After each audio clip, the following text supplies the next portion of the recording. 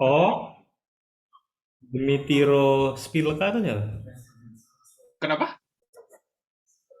Itu kontributor bawah kiri siapa? What? Kontributor bola kiri? Hah? Itu di bawah kiri ada tulisan Oh, kontributor ini nih skill. apa? Gue cuma screenshot doang. Nanti screenshot Oh, oke oke. shot itu dari apa Nasdaq. Oke oke oke. Ah, Monggo monggo. ya oke, cool. Hmm, nih video.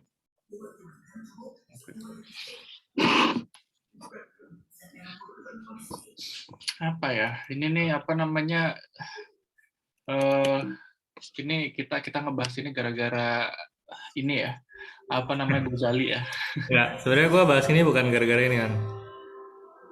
Tapi udah gara-gara gue quote ya, persetan fundamental. Sebenarnya itu yang men-trigger gue untuk mengajak diskusi ini. Ya ya ya. Jadi em, apa namanya? Ini makanya apa namanya?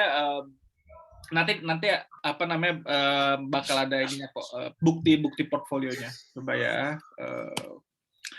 Jadi pertama pokoknya meme stock, meme investing lah itu tuh ya GameStop ini paling paling pertama gitu waktu tahun 2021 Ya, ya. Cuma apa namanya nge-refresh doang. Terus habis itu juga dengan apa namanya Dogecoin yang harganya udah sampai bejibun padahal ini kayak nggak ada fungsinya sama sekali, ini benar cuma as a joke. Coba kalau misal Shiba sih, nah gue nggak tahu sih, kayaknya ini ada semacam utility ya, cuma tapi gue juga nggak tahu lah.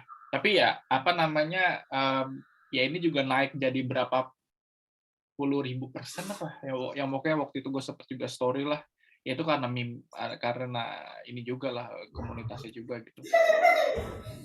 Nah apa ya. namanya sebenarnya jadi ya ini ada apa namanya orang lah gitu yang berpendapat kalau misalnya emang meme based investing itu tuh emang kebalikannya dari apa namanya actual investing gitu loh. Dimana kita kan investasi kan belajar-belajar ya kan. Meme based ini nih, meme based itu sebetulnya apa namanya kayak istilah lebih kekinian dari apa ya spekulasi lah.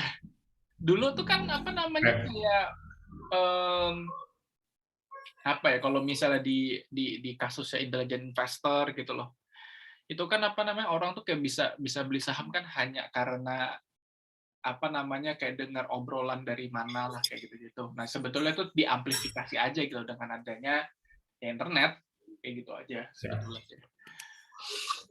Jadi apa namanya meme investingnya inilah um, stocks atau apa namanya kelas kelas aset apapun gitu yang harga naik karena social media hype gitu. Nah, ini nih, Hmm. jadi sebetulnya apa namanya ini nih ada satu artikel yang bagus lah gitu loh, dan apa namanya kenapa dia punya punya datanya juga gitu loh kayak kenapa meme investing ini nih layak untuk dipertimbangkan gitu Yan, loh. Yan, Hmm, Yan. hmm, Sorry Yon, gue perlu restart laptop agak-agak error. Bentar aja ya. oke oke Gue join shortly. oke. Yes, yes. Eh ya apa namanya ini nih ya pokoknya jadi ada artikel yang bagus gitu dia ini alasan dia lah gitu loh kenapa dia tuh bilang bahwa meme based investing itu tuh patut dipertimbangkan gitu loh ya ya jangan karena apa namanya emang meme based investing itu tuh benar-benar nggak menggunakan ilmu-ilmu investasi yang benar gitu tapi ya jangan jangan di benar-benar inilah dilupakan. Nah, Hmm. sebetulnya apa namanya kayak dia ini apa namanya intinya tuh adalah kayak dia tuh cuma pengen yang ngasih tahu sebetulnya hal-hal yang udah kita familiar juga lah gitu loh bahwa nilai nilai uang, nilai manusia semakin lama semakin menurun. Apa namanya kita kita sekarang udah nggak bisa lagi saving seperti seperti orang tua kita atau generasi sebelum kita tuh saving lah kayak gitu loh. Jadi apa namanya makanya apa namanya conventional investing itu apa namanya akan masih bisa, cuman akan lebih butuh waktu yang lebih banyak atau butuh apa namanya dana yang lebih banyak. Ya kurang lebih seperti itu, gitu aja sih. Oke.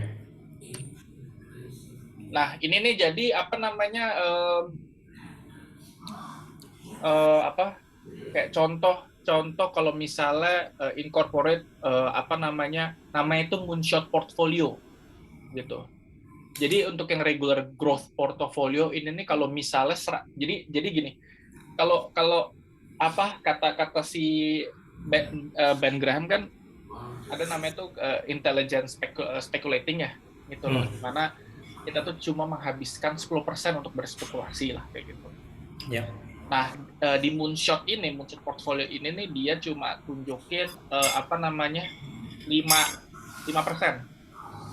Bukan 10%, 5% gitu. Nah, apa namanya ini dia tuh ngebedain regular growth portfolio kalau misalnya diinvestasikan di apa namanya index fund kayaknya 500 S&P lah ya ETF itu. Ya adalah pokoknya itu tuh kalau bisa baca ntar resource-nya bakal gue share juga. Terus habis itu portfolio kalau misalnya ditemukan ada apa namanya satu pemenang in every 10 years gitu.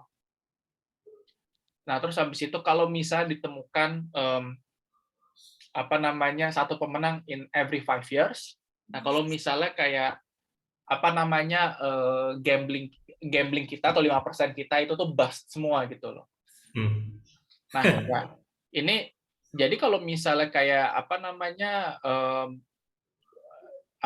kayak kalau misalnya no winner sama sekali, bedanya sama regular growth portfolio itu cuma di delay 1 tahun gitu. Sedangkan kalau misalnya kalau misalnya 5% atau 10% kita itu tuh bisa nemuin ini in every 10 years atau in every 5 years ya bisa signifikan gitu perbedaannya. Kayak gitu. Nah, ini makanya 5% doang ya. 5% ya. Oke. Makanya ini cukup menarik gitu loh. Jadi kayak emang dan sebelum ini kan gue juga baru tadi nemuin ya kan. Nah, sebelum gue nemuin ini, itu tuh gue juga apa namanya emang mikir bahwa karena sebetulnya menggunakan apa namanya 10% stock speculation gitu, sedangkan apa namanya kalau misalnya kita lihat ya meme based investing itu tuh kan kayak bener-bener cuma hitungannya harian, paling lama mingguan lah gitu tuh paling lama, ya kan? Ya. Dan habis itu tuh dari misalnya kayak cuma 1 juta lah misalnya gitu, yang mana mungkin kayak 5% kita atau 10% kita gitu atau malah itu cuma 1% lah kayak gitu-gitu, itu bisa kayak beratus kayak bisa sampai kalau bisa apa 1 juta gitu kita invest bisa jadi 10 juta kayak gitu loh, nggak cuma kayak 1,2 juta kayak gitu-gitu loh. Ya. Ya jadi apa namanya kayak apa namanya gue ngelihat ini nih kayak gue nggak ngerasa kayak ngelihat kayak interesting gitu loh, kayak jadi emang apa namanya speculating di meme based investing ini nih menarik untuk dicoba lah kayak gitu loh. Yon, sorry nanya dikit Yon. Dari referensi ini yang dia maksud sebagai si 5% 10% itu apa ya? Ada batasan si ininya nggak ya? Ada batasan si spekulatifnya seberapa banyak ya? Misalkan judi itu masuk juga ke sini juga apa enggak gitu? Ngerti nggak? Bener-bener kayak judi bola gitu misalkan. Kayak dia nggak bilang itu sih apa namanya contoh itu sih, dia bener kayak bilang kayak contohnya itu kayak antara cryptocurrency atau enggak dia balas contohnya saham-saham meme stocks gitu kayak apa namanya tetapi di US ya kayak si GameStop terus ini baru tuh Yon. Iya nih dia kayak gitu. Nah ya begitulah, jadi gue ngeliat ini kayak oke, apa namanya emang menarik lah untuk di incorporate meme based investing strategy gitu loh.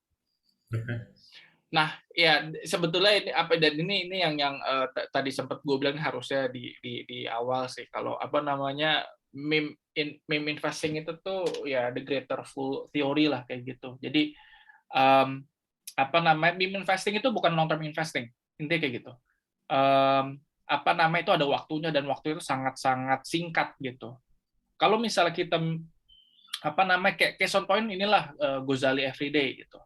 Itu apa namanya ketika kita apa namanya beli NFT-nya si Gozali sebelum dia menyentuh media apa mainstream media, kemudian kita kita ya udah apa namanya untuk supaya kita bisa dapat optimum apa namanya profit gitu, kita harus jual ketika dia sudah ada di apa namanya mainstream media gitu atau rusaknya lah kayak gitu. Itu nggak jadi emang emang emang bukan apa namanya long term investing lah kayak gitu. Oke.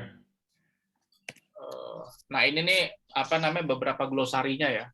Ya, maksudnya apa namanya kayak ketika kita apa terjun di community-nya gitu, Discord, Twitter, fuck banget sih ini. Gue padahal tuh nggak ada tweet, bukan nggak ada sih, gue ada Twitter, cuman kayak gue mager kan main ini kan. Tapi emang apa namanya untuk meme based investing itu tuh emang harus aktif di Twitter sama Discord sih. Dan ya ini apa namanya glosari yang ada lah kayak gitu. Ya. Yang mana ini sebetulnya bisa di itulah. Nah, jadi ini langsung aja gitu kayak to the point aja lah. Apa namanya tadi yang gue bilang itu maksimal 10% dari total portfolio apa yang bisa diinvestasikan gitu. Jadi apa namanya memang benar-benar uang yang pokoknya kalau misalnya hilang tuh ya udah gitu loh. Dan gue juga tadi udah bilang ini bukan long term investment, harus aktif di media sosial.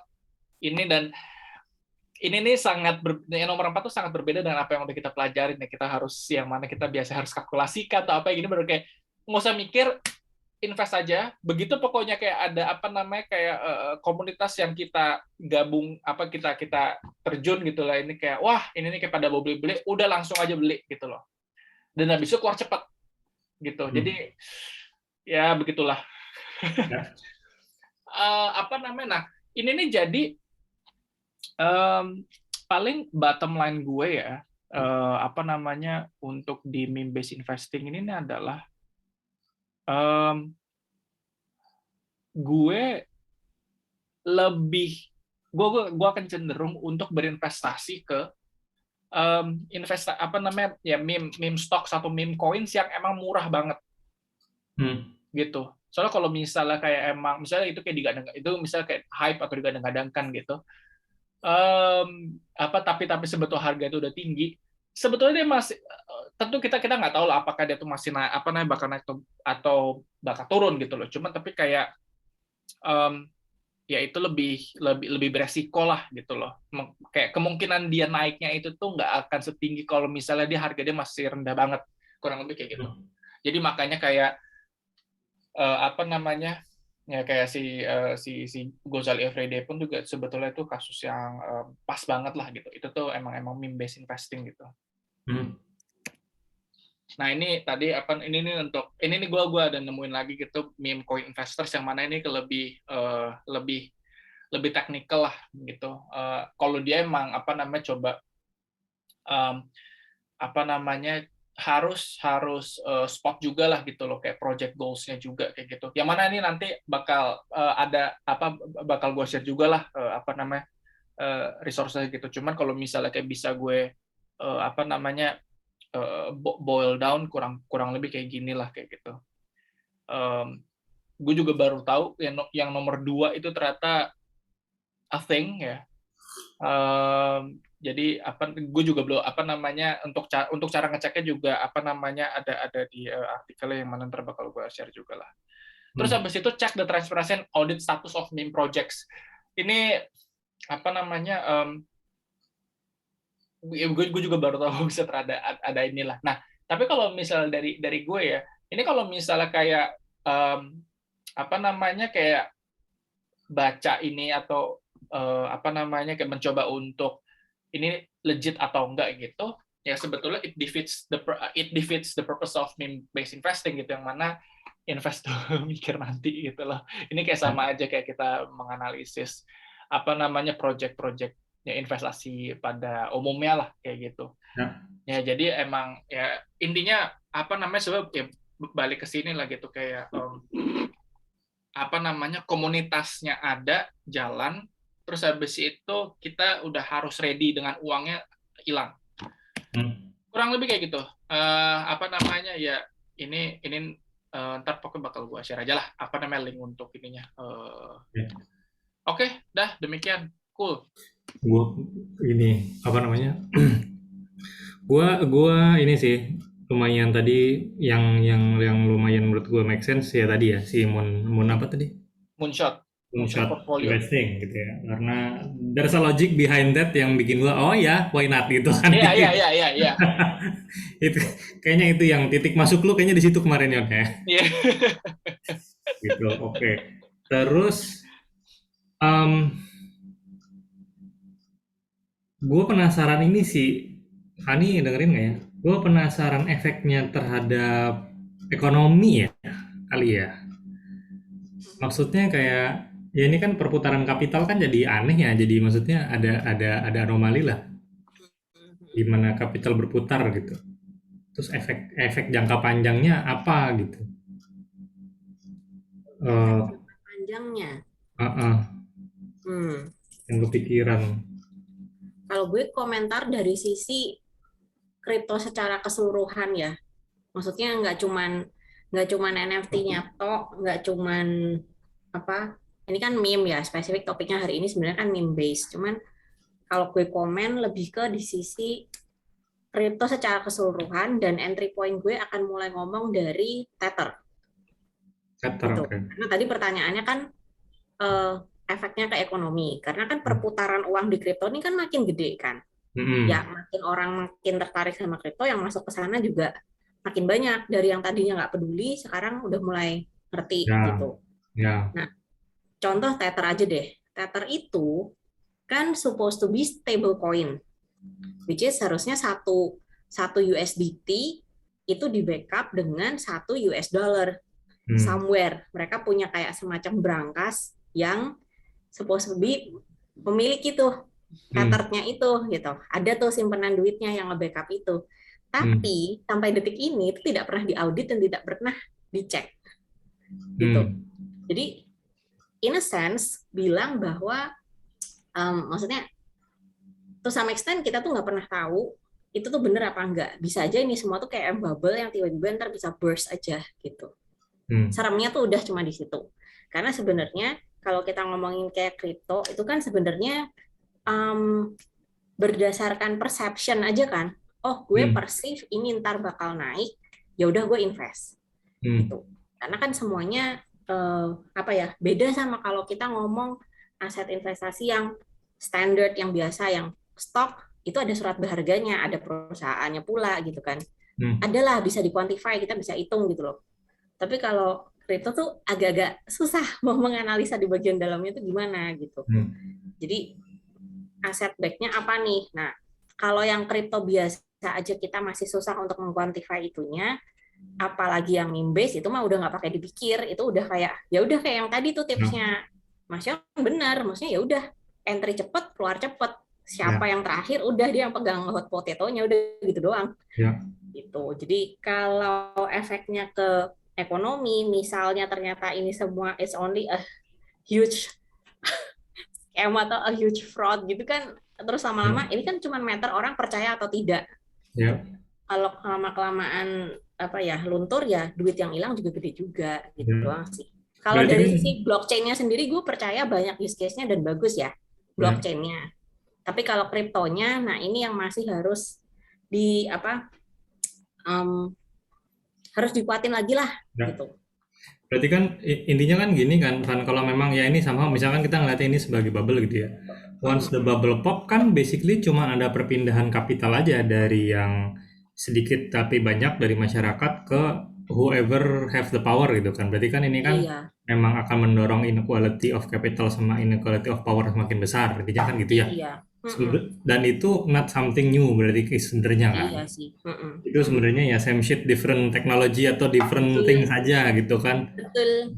Jadi kalau menurut gua in a bigger point of view, this is nothing new, ngerti nggak sih? Kalau menurut gue ya somehow ya, memang lebih di amplify aja, mungkin time horizonnya lebih pendek juga, lebih padat, Ya, fluktuasinya jadi ya. lebih gede gitu-gitu segala macam kan. Betul, betul. Nah, tapi kalau tadi pakai yang sarannya Dion tuh yang cuma 5-10%, sebenarnya kalau semua orang mengimani rumus itu nggak akan bisa jadi bubble ya nggak? Karena toh secara capital cuma 5-10%, gimana mau jadi bubble orang masuknya cuma dikit, tapi kan kenyataannya Ya, tidak begitu ya kan? nyatanya tidak Karena begitu. Manusia kan irasional, jadi benar. Nah ini tidak kan bisa. ajaran-ajaran orang bertakwa ibaratnya begitu, yang somehow ya gua bayin banget sih kan, gua honestly gue tadi begitu, oh hitung-hitungannya begitu ya, cuma mundur setahun, what the hell, ya udahlah. Gue penasaran sih, nanti gue pengen lihat juga mungkin Excelnya atau ngitungnya apa gimana gitu ya. Iya, iya, Tapi benar. oke, berarti masuk nih. Gue kalau boleh maksudnya, oke, berarti gue juga kayaknya mau cari-cari deh, mau mempelajari. Cuman kan tadi kan ini kan sifatnya bukan analisis base ya, tapi lebih ke yang tadi harus cepat gitu. Berarti kan Ya, ya. menurut gua spektrumnya kan antara kontrol sama insting. Kalau fundamental mungkin kita lebih ke kontrol, analisis segala macam, minimasi risiko dan apa segala macam. Kalau ini kita nggak punya keluasan segitu, harus pakai insting. Nah, kalau insting itu kan berarti something yang kita memang harus secara kognitif langsung mikir gitu, dan itu kan harus sesuatu yang memang kita harus sudah sangat familiar gitu kan. Makanya tadi dia juga bilang harus aktif di sosial medianya, harus terpapar terus sama informasi seperti yang nggak jelas juntrungannya apa gitu kan ya. Nah, tapi how to quickly get rid of the white noise gitu ya, untuk mempertajam insting supaya cepatnya apa ya, kalau dari forum-forum yang ada gitu yang lu baca. Apa namanya, jujur itu kayak udah apa ya, jam terbang sama Ya. lu pas lu beruntung aja, lu pas di momen yang tepat, sama kayak kita inilah kayak kemarin apa namanya yang Ghazali itu gue yakin pasti lu juga tahu itu sebelum apa namanya itu sempat jadi viral banget lah. Iya, cuma kita nggak ngapa-ngapain aja. Kita nggak ngapa-ngapain aja sayangnya. Iya. Benar, kitanya diem aja. Ya, tapi justru itu Yon, maksudnya kan memang ujung-ujungnya jam terbang ya, maksud gue juga poin gue adalah itu, memang ujung-ujungnya jam terbang. Jam terbang tuh apa? Berarti kan invest waktu, ya kan? Invest waktu yang mungkin tadinya kita invest mempelajari fundamental apa segala macam, ya ini mempelajari hal yang lain yang menurut gue ya definisi fundamentalnya aja bergeser gitu, ngerti nggak sih? Iya. Jadi sama memang kalau gue bilang bisa dibilang investment juga, cuma memang time horizonnya gila pendek gitu. Iya, benar. Ada ininya tuh, ada artikelnya kemarin. Jadi kayak ada risetnya gue baca di Bloomberg. Time span-nya orang hold satu saham itu makin lama makin pendek. Ya, itu gue juga pernah baca tuh. Orang makin lama makin pendek. In a sense juga karena umur perusahaannya juga makin pendek. Ya. Jadi karena even perusahaan sekarang kan juga ya ada startup lah, ada apa gitu kan. Tapi ini terutama di US ya, karena artikelnya based on US. Terus ya emang, terus akhirnya makin lama makin pendek, ditambah ada crypto investing juga, ditambah ada yang ini, makin lama makin ke meme juga, ya udah. Iya, tapi itu menurut gue efek dari ini ya, memang ya gimana ya, terdengar klise sih, tapi memang efek dari semakin dense-nya informasi transfer. Maksudnya kalau gue ngeliatnya kan waktu itu kan terdefinisi juga dari seberapa cepat informasi loncat dari satu ke yang lain gitu kan. Dengan adanya internet kan makin cepat, berarti kan secara time horizon memang makin cepat. Ya itu jadinya ngaruh ke semuanya gitu. Dari psikologinya kita, dari gimana kita cari rewards and punishment juga gitu, dari yang nyambung ke ekonomi, ke bisnis segala macam kan. Jadi emang ya itu sih bukunya sih yang zaman jebot yang di The World is Flat itu loh, kan teorinya sebenarnya kan awalnya gitu tuh. The World is Flat tuh kayak gue belum baca, cuman kayak gue Thomas Friedman ya, basically dia ngomongin, dia itu bukunya kan udah agak lama, 2000-an awal apa 90 akhir ya. basically ngomongin ini Yon, ngomongin globalisasi Oh ya, globalisasi ya. gitu. Ya, tapi kan termasuk salah satu teorinya kan di situ. Time horizon everything ini makin cepat. Ya. Oke, terus terus lo gimana Yon? Ya lo masuk Discord aja semua gitu ya, maksud gua. What Iya, what do you do daily-nya gitu tuh gue untuk gue improve ini. ya apa namanya sekarang follow following apa namanya pertama following Instagram gue udah mulai agak-agak ini apa Berubah. namanya berubah. Gue yang NFT, yang Mengharapkan komik apa segala itu udah gue followin. ya, Yang Discord gue juga apa namanya ya. dengan sengaja masuk ke echo chamber ya Yon ya. Dan apa namanya ya yang Discord pun gue juga ini udah apa namanya join lah gitu loh kayak NFT community atau apa kayak gitu. Yang apa namanya Twitter aja sih yang gue belum kayak itu kayak terlalu tepat aja lah buat gue gitu. Iya. Gitu aja sih gue paling sih. Nah, berarti ini secara maksudnya kalau dilihat dari sisi investor atau spekulatornya, antara NFT project dan crypto coin tuh sama ya Yon ya. Iya. Maksudnya mereka adalah instrumen spekulasi lah gitu ya. Ya. Tuh. Dan apa namanya gue cukup tertohok sih apa namanya kayak ya pokoknya salah satu artikel yang gue baca itu tuh adalah kayak yang ngebuat GameStop saham GameStop itu meningkat lah, Shiba Inu meningkat drastis lah apa segala itu tuh bukan fundamentalnya tapi story-nya. Terus gue kayak ya. Terus kayak gue yang di laju. Ya, jadi kayak siap. Ya, emang story emang bisa menjual banget lah itu kayak gitu. Ya, betul. Ya udah sih paling apa namanya kalau ya kalau dari gue emang kayak udah ya kayak gitu aja. Dan sekarang apa namanya gue juga jadi lebih apa ya gue jadi lebih berani untuk berspekulasi lah itu kayak gitu. Kayak jujur kayak awalnya kayak ya sebelum pokoknya kayak tahun 2021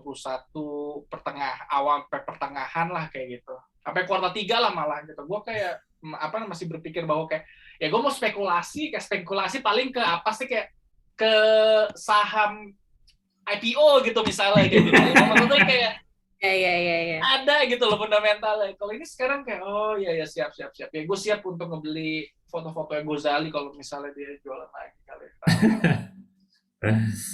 Benar. Oke. Ya begitu. Ya udah apa namanya demikian lo apa namanya lo ada pertanyaan atau hal yang mau dibahas lagi deh? Enggak ada sih. Ya, kayaknya banyak, cuman sekarang segitu dulu. Ya. Ya emang perlu ya ini apa namanya perlu join ke Discord community atau apa segala kayak gitu sih mulai. Dan Graham nggak bikin buku intelijen spekulator ya? Malah apa tuh kalau ada. Tapi sekarang kan mulai makin aneh tuh Yon di OpenSea Yon jualan KTP lah, maksud gue kayak. Ya itu. Ya apa ini sih tapi kayak ini of course ya apa namanya ya karena si siapa namanya Jejo sama siapa satu lagi Aji ya pokoknya ya Zinvia ya itu jadinya apa namanya karena itu tuh gunain muka Gozali ya itu jadi benar-benar ngebuka banget sih kayak itu tuh kayak ini nih kayak kalau di the law of apa innovation of itu loh apa sih yang the law of innovation of diffusion of innovation atau apa gitu yang apa jadi ini kayak kita udah mau apa namanya kita ngebuka early majority lah intinya kayak gitu yang pengen gue kasih tahu kayak gitu gara-gara si Gozali ini. Oke, baiklah kalau yang gitu. yang bikin blockchain beneran lebih sih tapi niatnya kan sebagai platform sosialis tapi kapitalis memang tidak bisa dibendung. Tidak bisa dibendung. Tetap aja ada celahnya emang. Baiklah. Yeah. Oke, On. Thank you banget. Thank you, Bang. Thank you, gengs. Thank you, Van. Thank you. Bye-bye. Bye. Bye.